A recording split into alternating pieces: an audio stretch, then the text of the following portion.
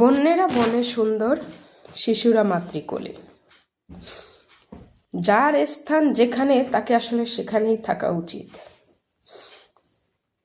5ই August Bangladesh স্বাধীন হওয়ার পর আসিফ নজরুল স্যারকে যে উপদেষ্টার দায়িত্ব দেওয়া হলো, আমি মনে করি এটা সম্পূর্ণ ভুল ছিল। বর্তমানে আসিফ নজরুল স্যার যা শুরু করছে, আসলে ওনার বইয়ের বাহিরে কোনো নলেজ নাই আমার কাছে মনে হয়। ওনাকে শিক্ষাগত পেশাই মানায়, বাকি সব কিছুই বেমানান। আসিফ স্যার যে প্রবাসীদের নিয়ে যে কথাগুলো বলল, এটা আসলে উচিত না তার। প্রবাসীরা কিন্তু ভাই অনেক কষ্ট করে।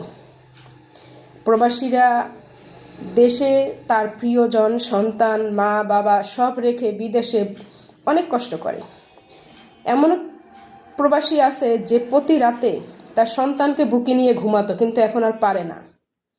আবার এমনও প্রবাসী আছে যে তার সন্তানটার মুখ এখন পর্যন্ত দেখতে পারেনি। মুখ দেখা তো দূরের কথা, এখন পর্যন্ত তার সন্তানটাকে সে কোলেও নিতে পারেনি।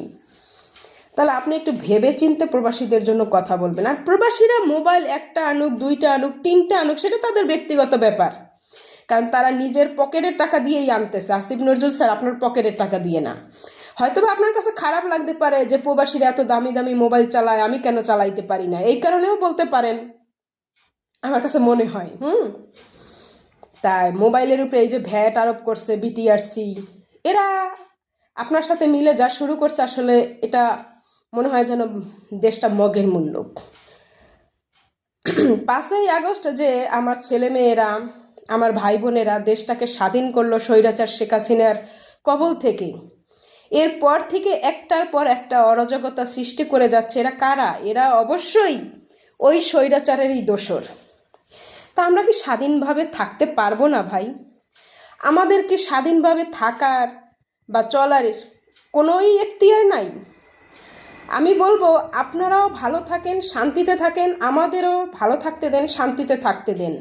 আর যদি আপনারা চান যে না, আপনারা ওই স্বৈরাচার শেখ হাসিনার মতোই রাজত্ব করতে চান, তাহলে ভুল ভাববেন। কারণ জুলাই গণ অভ্যুত্থানের ছেলেমেয়েরা কিন্তু ঘুমিয়ে থাকে না, তারা আবার জাগ্রত হতে পারে। আর তারা জাগ্রত হলে যে কি ভয়ঙ্কর হবে, সেটা আপনারা কল্পনা করতে পারবেন না। বিগত 5ই আগস্ট নিশ্চয়ই দেখেছেন। তা আমি বলবো সবাই ভালো থাকেন এবং বাংলাদেশের বাকি 18 কোটি মানুষকেও ভালো থাকতে দেন।